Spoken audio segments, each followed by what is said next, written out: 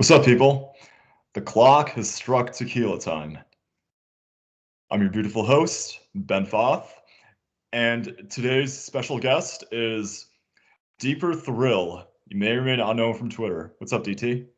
Hello, how's it going? Good to talk to you today on Tequila Time.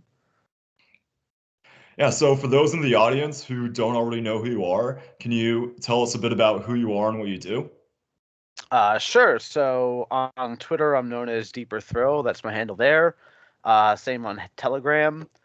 Um, that's how I connect to you and a lot of other people. To me, Twitter is a hobby I have in my life, which is a fun way to be pretty well connected to the what I think of as the future people who are going to lead the world. In my day-to-day job, I do biomedical AI engineering. And so I have a PhD in biomedical engineering, and I spend a lot of my days building medical AI systems for my clients. And then I also have a book and podcast summary app called Meet Iris in the app stores, and we're holding a pretty strong 4.8 star reviews, and we're growing a lot. So we have a lot of summaries of the best podcasts and books out there. So those are the three kind of main things in my life going on. All right, good to hear. So, next thing I want to ask you, DT, is what time is it? It is 9:15 p.m. Oh man, what Tequila time is time. it? It's tequila time. Yeah, you got it. It is indeed tequila time. So, since it's tequila time, I got some tequila right here, some good old Jose Cuervo, and I'll be mixing it with this La Croix right here. I don't know what the right way to pronounce it is. It's either La Croix or it's La Croix. Now, me, I'm Francophone, so my default when I see one of these is to say La Croix in my head. I'm also part French. My grandmother was born in France, so La Croix sounds proper to me. Yeah, yeah, it could be La Croix, La Croix, La Croix, La Croix, who knows? I brought myself some 1800 silver. Nice. I think this is a good tequila, 100% agave, and let's crack it open. All right. Gonna be drinking it straight or mixing it with something. Nope, just straight on the ice. I brought my I Love New York shot glass to measure it out because just left New York a few months ago living there. So we'll do, I think, 3 shots in a glass and we'll sip on it. How's that? Awesome. That's what I like to see. How much do you mix? How do you measure? Do you measure or you just wing it? What I do is I pour it in a shot glass and then pour the mixer in a shot glass too. So I make it pretty even. Mm-hmm. And what I do a lot of the times I double shot my tequila.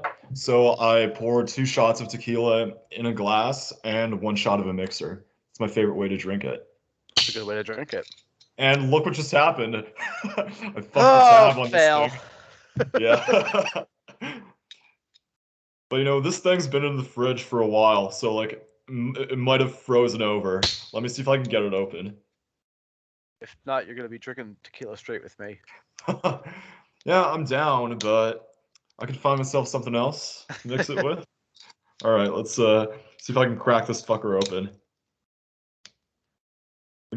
I need to like look up a life hack or something for this because the tab just gave out on me. Fuck you, tab. Why are you doing this to me?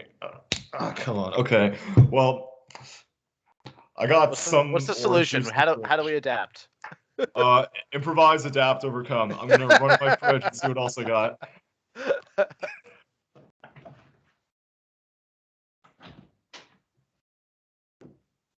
I guess it's just me now. So go to my websites. Check me out on Twitter. Check out my summary app. I think you'll like it.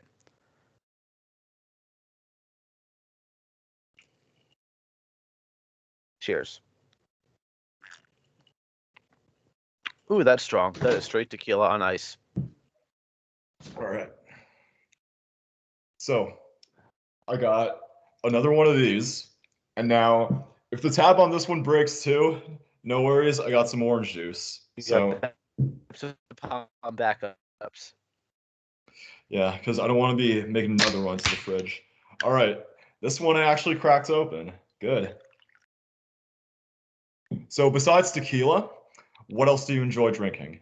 Scotch. I'm a big Scotch drinker. Yeah, I what's your will. I love the peatiest single malts. So I like smoky. I want to feel like I'm drinking a campfire. So I'll drink Lafroig, Glenlivet.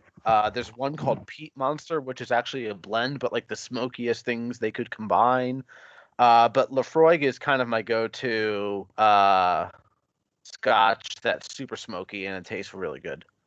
yeah, Now, I me? also drink wine also with my fiance a lot. With we just try bottles of wine random nights. So you're wine connoisseurs then. We're trying to get there. So what we try to sometimes do is blind taste tests. Uh, you know what'd be cool if you did a wine podcast with Pat Stedman, because you know Pat likes his wine. Oh, I know. When him and I met up in New York City a couple months ago, and we just got hammered on a bunch of wine in the East Village or Uh, the West Village. yeah, I got to do that with you guys someday because I love getting hammered on wine. Have you met him before in person? Oh no, Me, but him, and someday, Goldman man, met up in New York someday. City. But yeah, man. Cheers. Cheers. Clink. No wait, let's try that again. Okay, three, two, one. Clink. All right, that was acceptable. Ah, yeah, that's pretty good. This is straight tequila, so it is quite good though. Yeah, and you must have a pretty powerful liver. Or pretty damaged liver. Ah, well, could be both. Because, your liver could be getting stronger from the stress you're giving it. It could be. I don't know how anti-fragile livers are, but Well, I know livers do a pretty good job regenerating if the damage is like mild to moderate. It's only when like you've severely damaged your liver where it gets like legitimately fucked. yeah, it's like it's our you know how chameleons can regrow toes? Humans can regrow livers. Yeah, that's exactly how it works. But yeah, man. So, next thing I want to ask you is what's the story of how you became Deeper Thrill on Twitter? Like what The led up to origin you making story. that account? Yeah.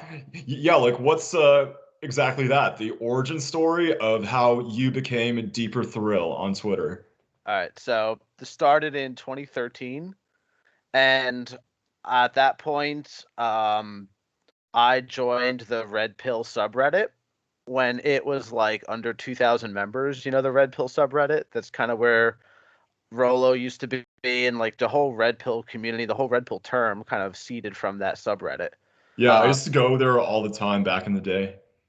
yeah, so from 2013 to 2015, I was like really active on there, and my username is Deep Thrill, so anyone could look up my old comments and shit on the Red Pill subreddit. And then I kind of just like rose the ranks there and like became a senior endorsed like contributor there. And then I left because I was done with that phase of my life. And I just jumped to Twitter. Me and like Tell Your Son This or Illuminable Man, he like left Reddit at the same time. He was like, you should be on Twitter, not Reddit. Reddit kind of sucks. And I'm like, you know what? You're right. It does kind of suck. So moved to Twitter around 2016, 2015, 2016. Deep Thrill was an anagram of the phrase the red pill. So if you rearrange the letters in the red pill, you get Deep Thrill, Oh, that's cool. right? Yeah, I was So actually going to ask you what was the origin of the name Deep Thrill, but it's So pretty I cool, I man. typed in the red pill to an anagram generator on the internet in like 2013, and I was like, what would be a good mixing up of the letters of the red pill?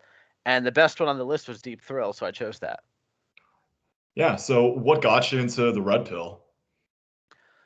Just trying to like understand women better and like getting sick of like being not that good at relationships, to be honest, before I was like 24, 23 years old. Yeah, that's how it was for me too. I was like, you know what? I'm fucking done at being bad with girls. I'm gonna Hmm. get good. And so getting into the red pill was pretty much like the start of my journey in getting good with women after, feeling powerless with them. Hmm.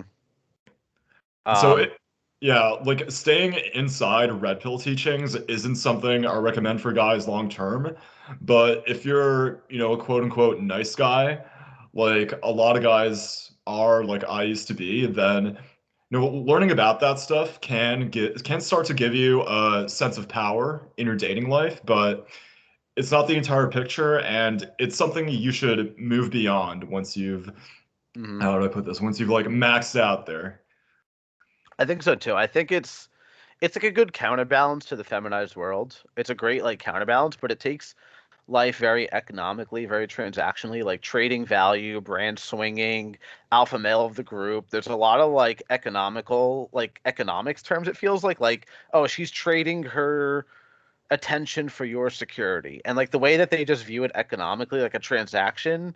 To me, I feel like at some point, if you want a deep relationship with someone, you just got to move beyond that mentality. It's a good mental mode though to break you out of the feminized, like gynocentric view of relationships.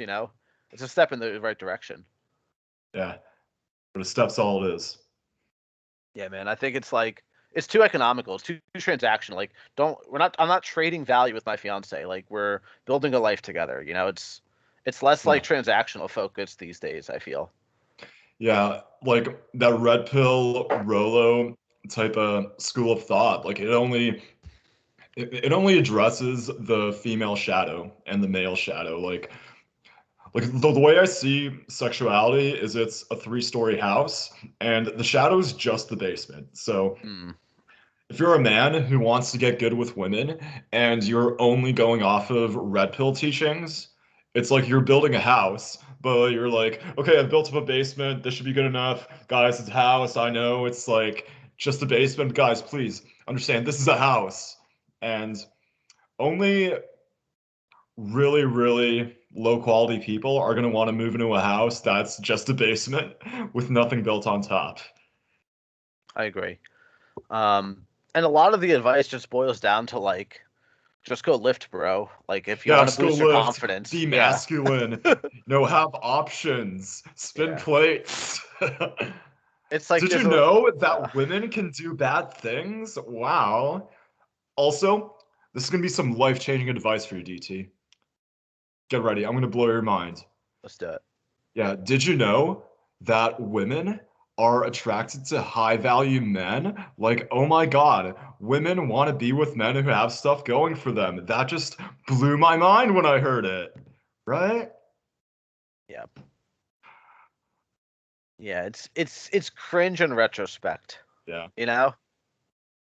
Yeah, I mean, like again, it can be a good step in a guy's journey, but it is really cringy to see people being stuck in the same, ways of thinking, the same old platitudes year after year. It's like, learn that stuff and then let it go.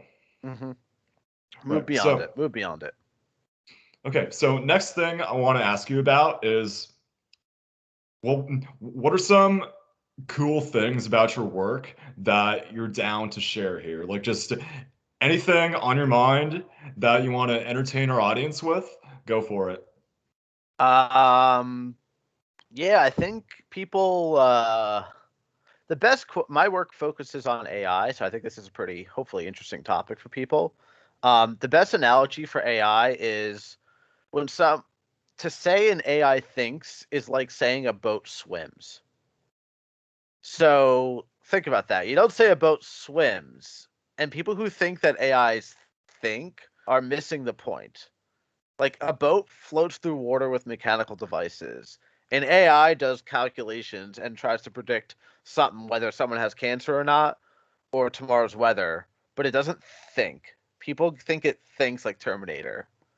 And that's just like kind of like an interesting thought I think about a lot that people have misconceptions of about AI.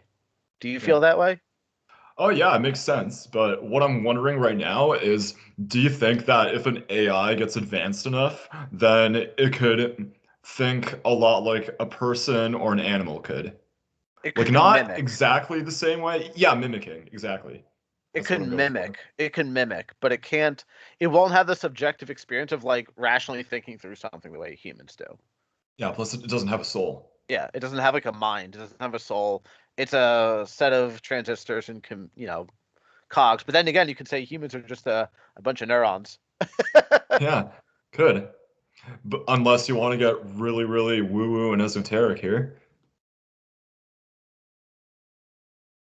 So how do you think esotericism fits into AI? Well, if we're comparing how an AI thinks to how a living being thinks, it's like Hmm. AI doesn't have a soul, but a living being does have a soul. And so, what exactly is a soul? It's a good question. What do you think? Well, I'm thinking right now, how do You I should explain what a you soul should is? tequila will help you. Yeah, that's why I'm drinking it. Helps me think.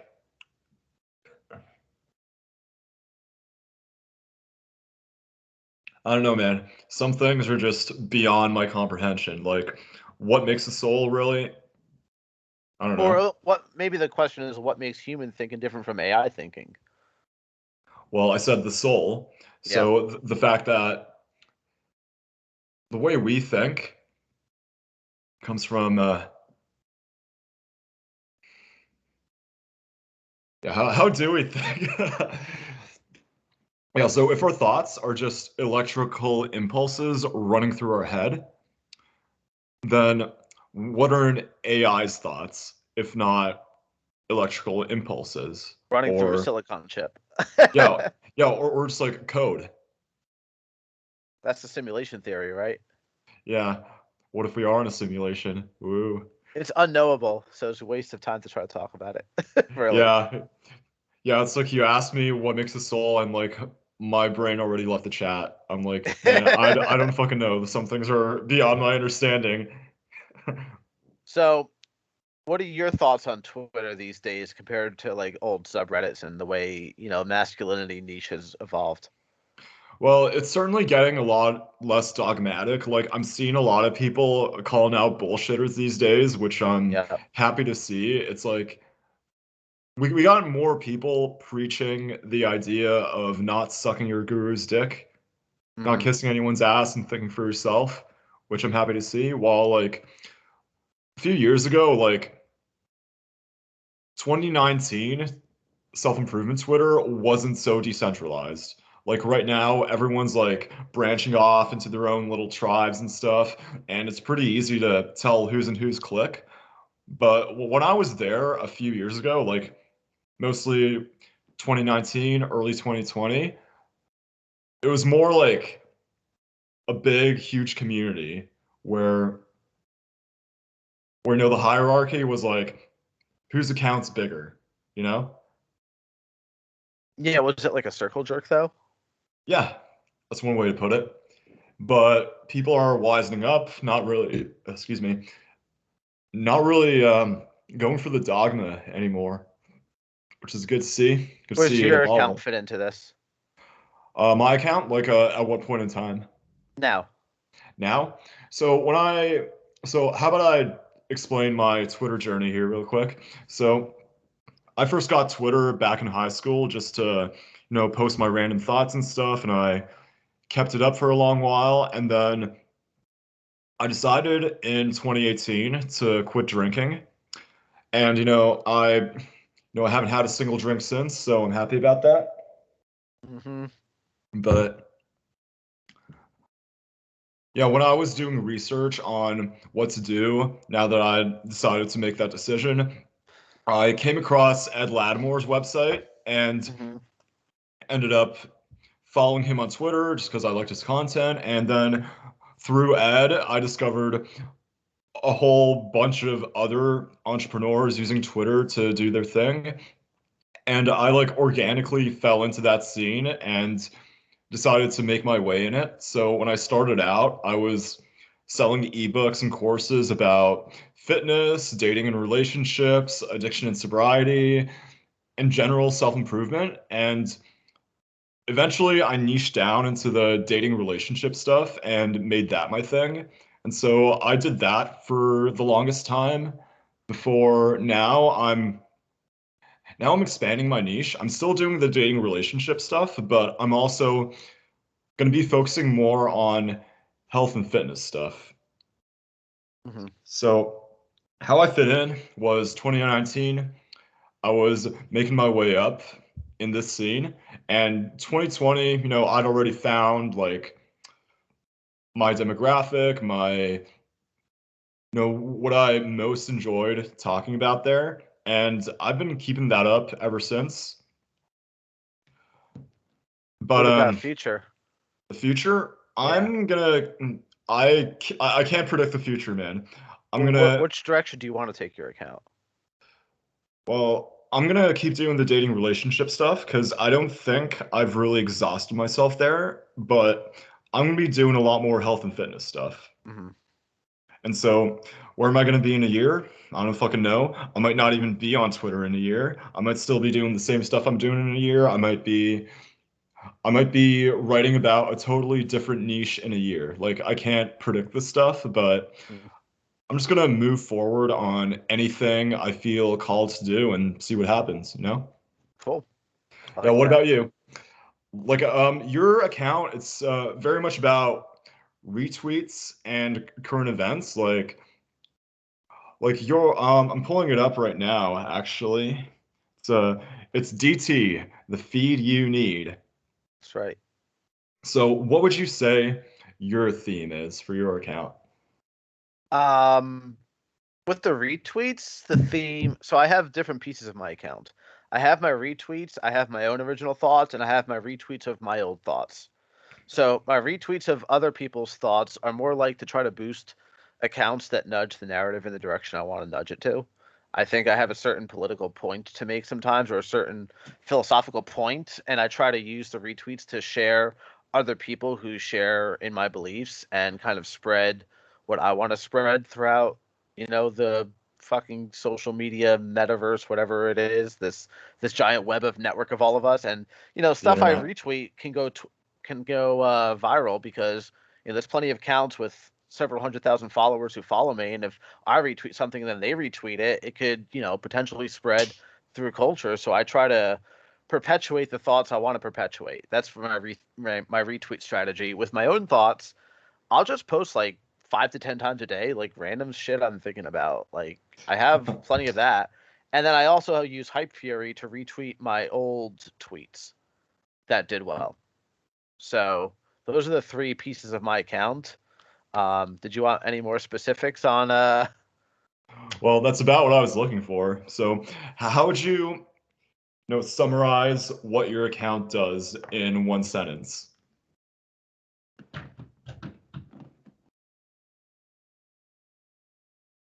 give me a second. I got to think about this. It's a good question. You're making me condense it all into one sentence. um,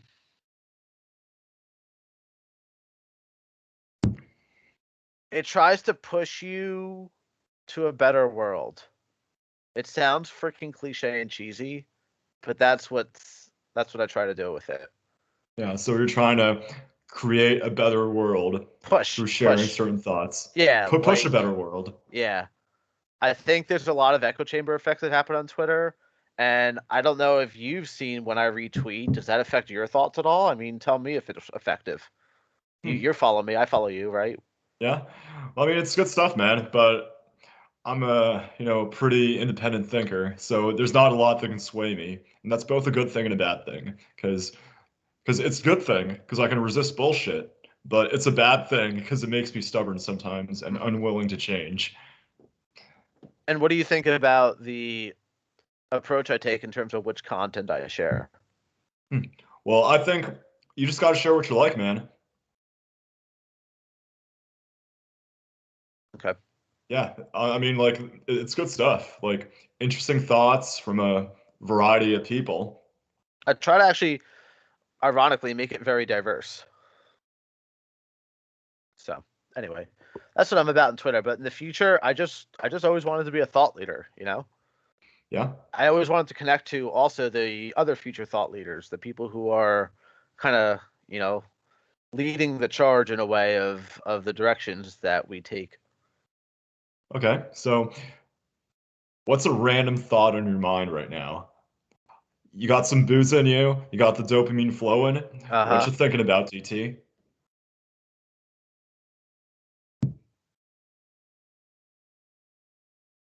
Hmm.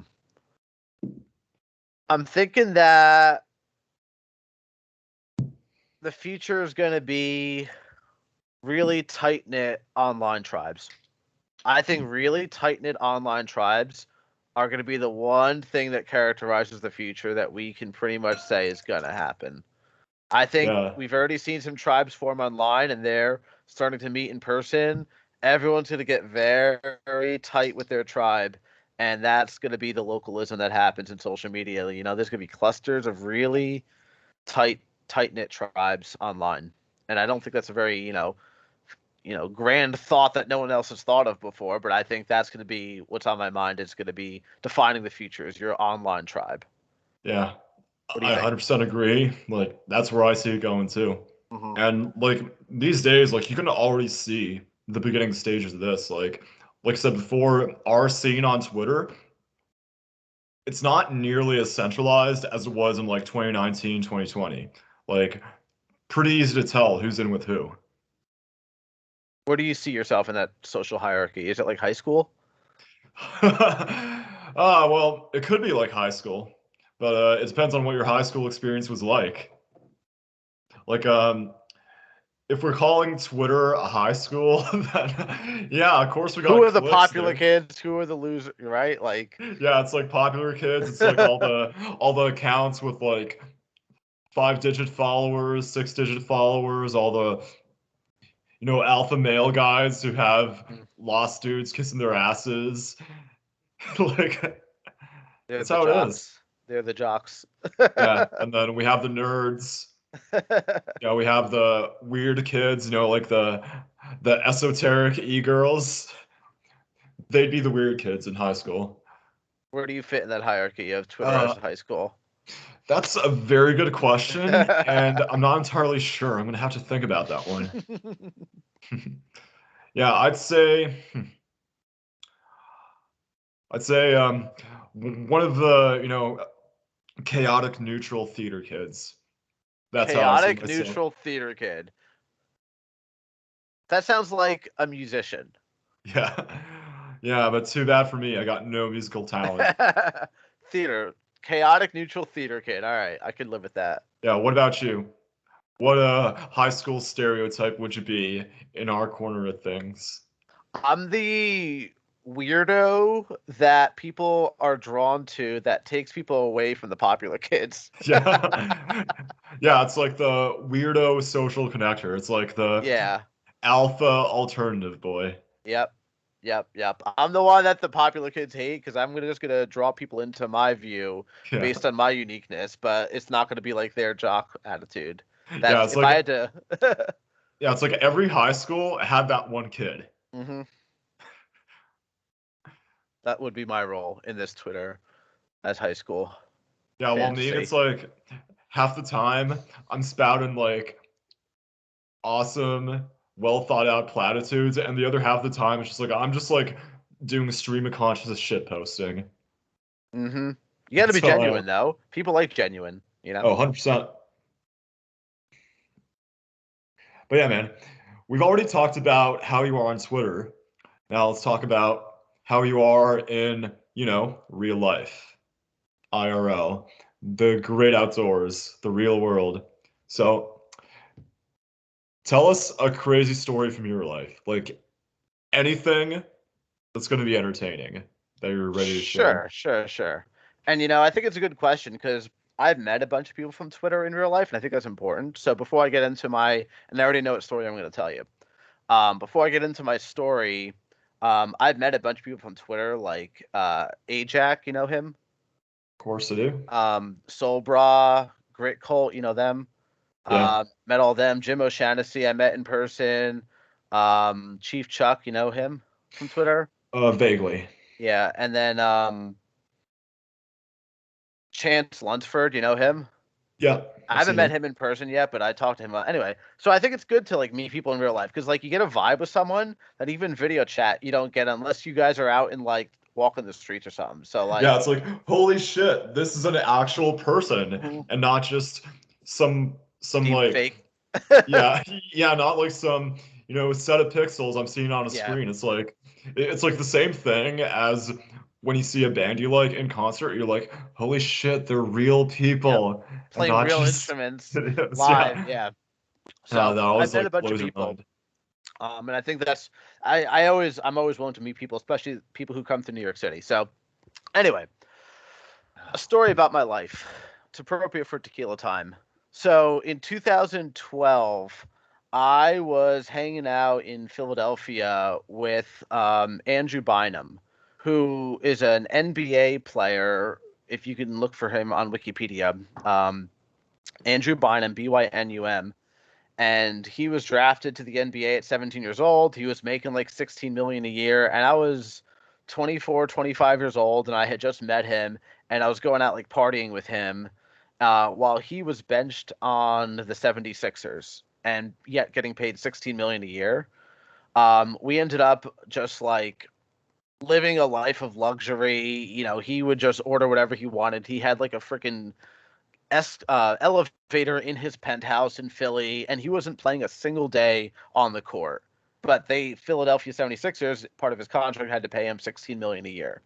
Anyway, so the story is we end up going to he's like day before New Year's Eve, we had no plans. Still there? Yeah, I'm here. Okay. Day before New Year's Eve, we had no plans, and he's like, "Hey, you want to go to New York City?" I'm like, "Yeah." People have been waiting outside for like 24 hours, like for the ball to drop. Like this was 2012, and that was actually like a big thing. And he's like, "No, no, no." So he ended up buying us like a 10,000 a night dollar like hotel room just overlooking it. We played Pong champagne pong with like Cristal and Dom Perignon at like $600 a bottle, and he just like went to Costco and bulk ordered all this stuff.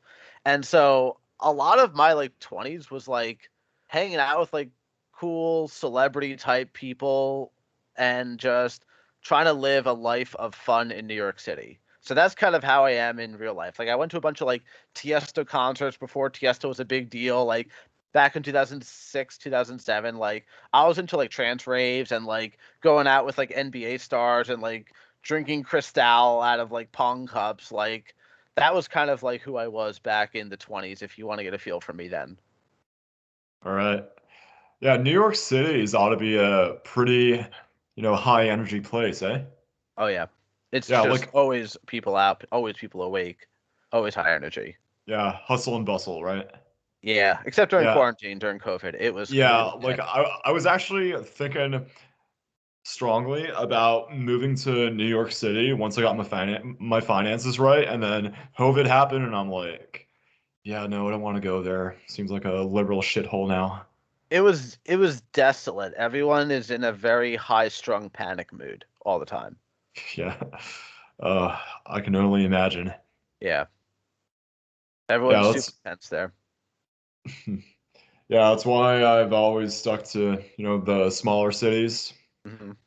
because, one, it's cheaper to live there, and two, it's not really like, how do I put this? As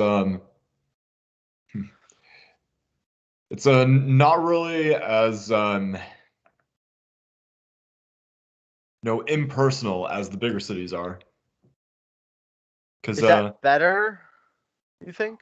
well, it depends on what you're looking for. Like, yeah, if you're looking for a lot of opportunities for adventure and stuff, then yeah, bigger cities where you want to go. But right now, I'm in Nashville, and that's kind of, a bigger city. It's a state capital, but it's not like New York big or anything. It's not like Miami either. It's not like it's not like so high energy as Miami. Like it's a quieter place. It's a more laid back place, but I'm liking it a lot better here than Miami Hmm. because I don't know if you've ever been to Miami, have you? I've been there one like a few days, but Yeah, not because for any long period of time. last couple months of 2021, I lived in Miami, and that was actually going to be my original long-term plan. But then I got sick of it, and I was like, fuck it, I'm out of here, and then I went to Hmm. Nashville. So how I found Miami was the weather was great, loved that, but it was really like I don't know how to put this, like plasticky. Like pe Fake, people were really really uptight there. like materialistic uptight. Yeah, not just materialistically, but it was hard for me to really find a scene there. Okay. Well, I'm having an easier time with that in Nashville. Okay. Okay. Interesting. I didn't know that. Yeah, so if you're not in New York City right now, where are you? I don't want to share. Okay, I I respect moved that. out. I moved out of New York City when the COVID mandates happened because fuck mandates, Yeah, fuck and them. I just I left the city and I just didn't turn back. So I'm not sharing where I went. Gotcha. So where are you seeing your life going now that you've left New York City? You have a fiance, and what else is going on there that you're willing to share? I'm gonna try to get married this year. That's the plan. Okay, no Uh, spoilers, because she hmm might come across this. Yep, yep, yep, Mm, yep, yep. don't No, no, spoil it for her. we are engaged. I asked her to be engaged last year, so Ah, now we're planning the congrats. wedding. Yes, thank you. Yeah, She's a sweetheart. She's super nice, nurturing. I'm 34 years old. She's 29. She is she's an accountant. She works for a big company, and she's just very like down to earth, fun.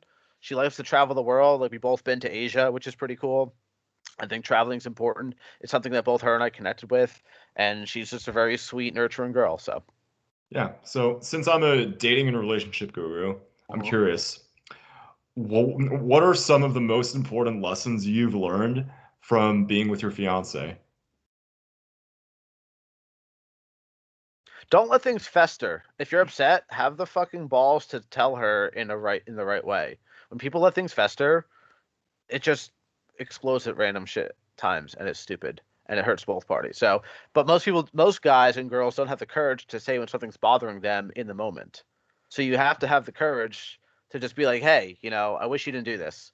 Like in the moment, and that's hard to say for a lot of people. So, my biggest lessons that I've learned is both of us like to build an environment where you're not shy to share what's on your mind. And when you let things fester, it just like seeps into your subconscious and your chi and stuff. You don't want that.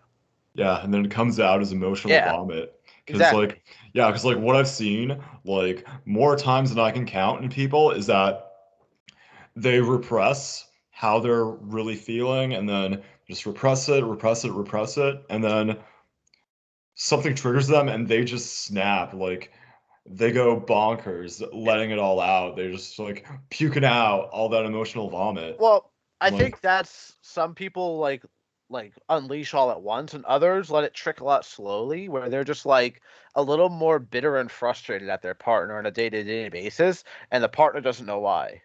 yeah, it's like they're acting chill, Yeah. acting, and then sometimes they just like snap over small things. Yeah. It's always annoying to see, Like, but why didn't you freaking take out the trash? Or, something stupid. But like, yeah, probably it's because they didn't have the fucking balls to tell the person what was bothering them in the first place, right? That's when yeah, things fester. That's when things get suppressed or repressed. yeah, because that's whether you're just dating or you're in a relationship or you're married, like it's important to speak the truth. Like People respect that what too. It makes them attracted to you.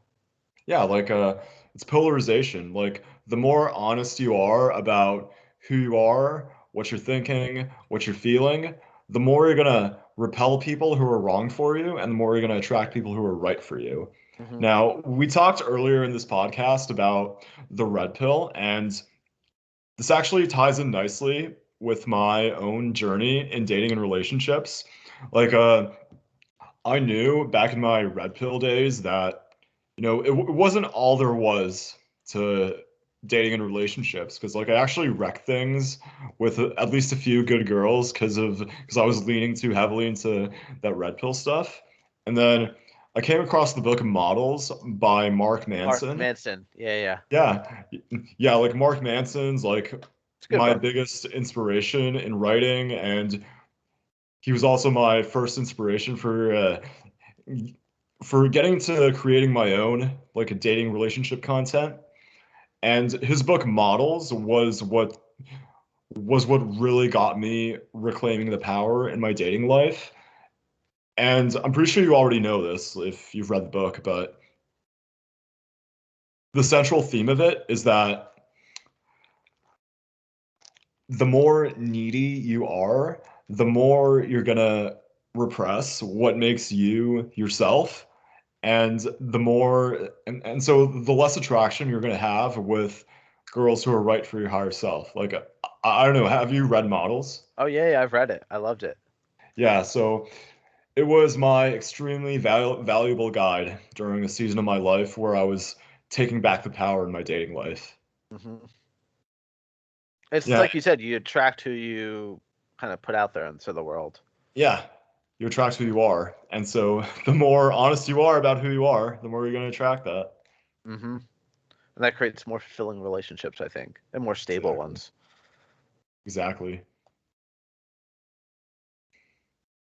How's your tequila doing? Oh, it's great. I don't know how many shots I've had exactly, but I guess I'm like four going by how this bottle's looking. Sounds good. Yeah, what about you? Still nursing that first glass? My first glass had 3 shots in it, to be clear, but yes, Oh, had. it had 3 shots in it. I'm down to the last sixth of the glass. All right. Let's finish that thing up quickly and pour yourself another one. Yes, sir. Damn. At this point, the ice melted, so it's straight tequila. Okay. So what Yeah, it's else do like we want? watered down tequila. What else is on the docket for us to discuss today? What are the big topics you wanted to hit? Well, the next question I have for you on the list is if you found a talking cat on the street, what would you do with it? Like you're walking down the street, you see a cat, you kneel down to pat it, and then the cat suddenly starts talking to you. Like, what do you do with this cat? Definitely start a cult around the talking cat. Okay. Start a talking cat cult right away. You'd Yeah, have to what's start that a cult cult. gonna look like? People who worship the talking cat, no matter what it says. Okay.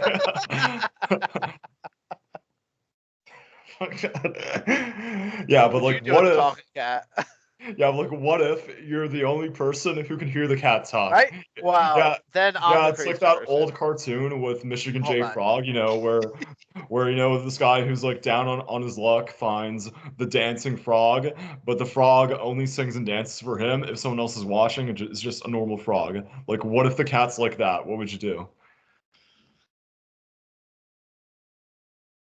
I'd write a book called like Journals of the Cat and write down everything Yeah, the cat says. yeah, and you're not gonna let the cat know, right? No.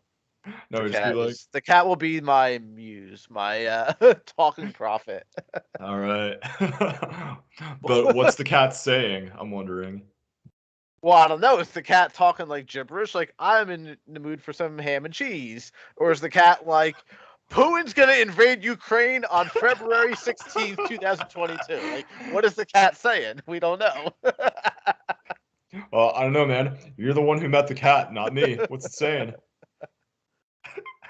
I think it's like the Oracle of Delphi. It's just spouting out like random like shit, and you have to interpret it. Yeah, or it's like Nostradamus predicting Hmm. the future. Yeah, Like you said, it's like in quatrains or something. Yeah. Putin's gonna invade Ukraine on the 16th. And now you and I just put that onto the universe. It's gonna happen, you know. Yeah. Oh boy, speaking it into existence, eh? Hmm. So anyway, the next thing I want to ask you now is, what are some of the what are some self-improvement lessons or just life lessons in general that have stood out to you that you've learned from someone on Twitter? That I've learned from someone on Twitter. Yeah. Yeah, like have you ever seen That someone narrows on it down. there share an idea where just like sticks in your head and like you've never forgotten it since? Like, is there anything like that you've seen or heard?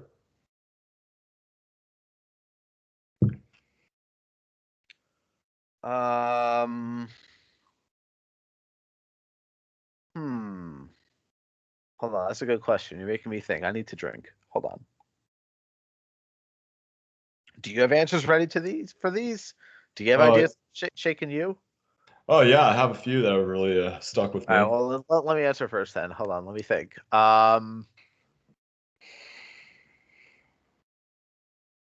There's a lot of ideas about honoring your ancestors and all they went through to make you exist at this point. And a lot of those stick out to me. Yeah, let's Honor hear a your bit about that. ancestors. What was it? Well, let's hear a bit about that. So there's a lot of thoughts, I think, about like humans, your bloodline has struggled for millions of years to survive and have kids so that you could survive. Don't squander that. I think Yeah. that's something I hear that sticks out to me. You ever hear like thoughts like that on Twitter? Oh yeah. Yeah, I've seen that. So that sticks out to me. Um, I think too, there's a lot of thoughts on Twitter about um, like think twice before just following anyone. There's a lot of that sticks out to me too. Yeah, like me personally, I'm very intentional about who I follow. Like, I only follow people who really add value to my feed. Like, I don't like impulsively follow people. I'm not a mass follower. Like, I'm very, very intentional about whose content I see. So, I'm only following, let's look at it, 118 people. And every single one of those 118 people is someone I followed for a reason. Mm-hmm. It's discerning. It's a small exclusive group. Yeah, like I've unfollowed a bunch of people just because I was like, you know what? I don't actually enjoy this person's content. Like, Mm-hmm. haven't interacted with them in forever. I'm like, why am I following them? So I'm It's curating just my feed. But yeah, if I'm gonna ask that same question myself about what are some things I've learned from Twitter people that have really stuck out to me, there's a couple of things that are coming to mind right now, and the first one is from Andrew Tate's video on what was it again? It was like mindset hacks to beat mm-hmm. depression and live a successful life or something.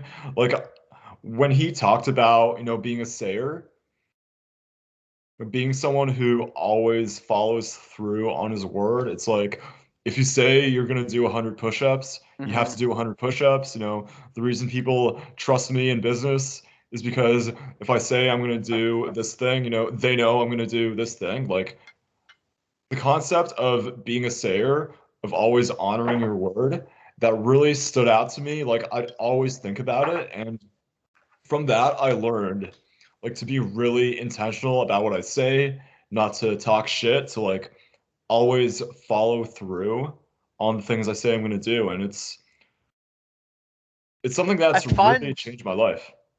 I think that's good because I think too many people on Twitter LARP so much that Oh like yeah. you gotta find like everyone talks a big game on Twitter, but you gotta find the people with the substance in real life behind it, right? Like that's hard. Exactly. Like there's a lot of people out there who are just peddling bullshit. Now, I'm not going to name any names, but they're out there. Yep. And it's important for, anyone who's trying to improve their life, to get better with like fitness and finances and fucking, to really be discerning about who they listen to, because not everyone on Twitter is telling the truth about who they are. Mm-hmm. A lot And of charlatans, a lot of people pumping up their chests. yeah, there's a lot of people sharing just like platitudes and advice that I know are logically all right, but that then you look at who the person actually is, like you feel into the energy behind it, and you see it's actually bullshit. Mm-hmm. Like again, not naming any names, but those people are out there, and some of them, have like 5 figures of followers, 6 figures of Yep. followers, and it's sad to see how many people are falling for their bullshit. It is, but those of us who just speak the truth just continue that, right? What else can we do? Yeah, real ones know. Yep. All right, Real let's get to the eyes, last real eyes, few. real Oh my eyes. God, realize, realize. That's Yeah, yes. real eyes, real eyes, real eyes. Uh-huh. Yeah. All right, So, let's get to the last few questions. What do we got? alrighty. Well, is there anything you want to ask me now? We're part of that part of it, huh? Yeah, because honestly, the cat question was the last one, and I've just been bullshitting since that one. Um, what is your impression of my Twitter account and other Twitter accounts like me? Hmm. Well, I think you're targeting a very intellectually focused demographic, which I'll be brutally honest, isn't me. Like, I mean, I like your content, but it's not really the number one thing I'm looking for on Twitter. Like, for me, my niche is mostly the dating relationship stuff and somewhat the fitness stuff. Like, I try to stay out of current events, but the cool thing is, it's like dating because you're not going to be marketing yourself to absolutely everyone out there. Like some people are going to fucking love your content. Some people are going to be like, yeah, that's pretty cool. Some people are going to be neutral about it. Some people are going to be like, yeah, I kind of don't like that guy. And some people are just going to straight up hate it. So, so what I think of your content is that it knows its demographic. Like Uh-huh. you're targeting people who are really like tuned in to current events, to like these intellectual ideas. So that's good, obviously. Uh-huh.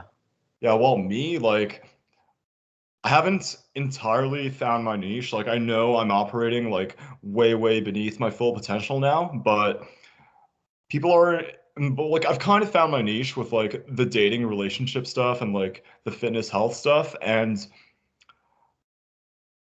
moving forward for me is going to mean like finding like more of a wider or maybe narrower niche for myself because like real ones know that's how you become successful on Twitter, and that's how you become successful at anything in life, is that you figure out what kind of market you're good for. And that's a lesson I've been like repeating to myself a lot of the time, especially when I'm down on myself. It's like it's like if someone rejects me, then that doesn't mean there's something wrong with me necessarily. It just means that person wasn't the market I should have been marketing myself to. I So, think that's a good lesson to yeah. learn, and like in addition too, it's like you have to wonder about what type of person you become if you end up talking about relationships for the rest of your life. Yeah. And if that's the type of person you want to become. Hmm. Yeah, I actually had to take a step back from that recently Yeah. because like I had way too much of my identity invested in Hmm. like solving, dating relationship problems. I was like, okay, well, who am I outside of this stuff? And Yeah, like so, is that your identity's all wrapped up into that yeah, so topic? that, yeah, that's how it was. And it was really like fucking my personal life. Like I'm not gonna get into details here. Like I already wrote a Yeah. long ass blog post about well, what exactly, has been like what exactly I've been going through recently. So I'm not gonna get into that here. But I realized that I had to reevaluate my relationship to the, dating coaching stuff and like really be honest with myself about why I was doing it. Now, it's something I enjoy doing. Like, it's something I could see myself doing in the long haul. It's just I had to take a step back from it and rediscover who I was without it.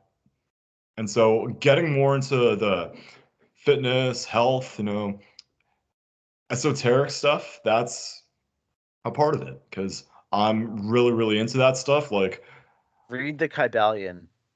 oh, what now? The Kybalion. Kybalion. Read it. Yeah, what's that? The esoteric root of all Hermeticism. Okay, yeah, you're gonna have to send me that one because like I don't It's 90 remember how to pages. It's spell it. super short, but I'll send it to you. Read that. But yeah, so like But you got to branch out, right? Like you got to like yeah, grow and evolve beyond the original MO. yeah, exactly. Like I can't be a one-trick pony whose one thing is, hey guys, I know how to teach you to be a more masculine man who's more competent with women. Like I can't just reduce my Twitter presence to being that. Like Yep. Like I'm obsessed with biochemistry. I'm obsessed with like spiritual, energetic, esoteric stuff. And so I want to create more content around that. I want to, put that obsession of mine to good use and like help other people through it instead of just sticking to the dating relationship stuff. I agree. Yeah, so All right, I gotta head off this podcast next. I got another one coming up right now that I'm a little late to. So how all do right, we gotcha. wrap this? And I'm happy to do this again next week if you'd like. All right, man. Well, it was good having you here, DT. You're an amazing guest, and cheers, man. Cheers to the tequila. Clink. All right, let's cut this one here. You have a great rest of your night, eh? Thank you, man. Have a All great right, night. peace.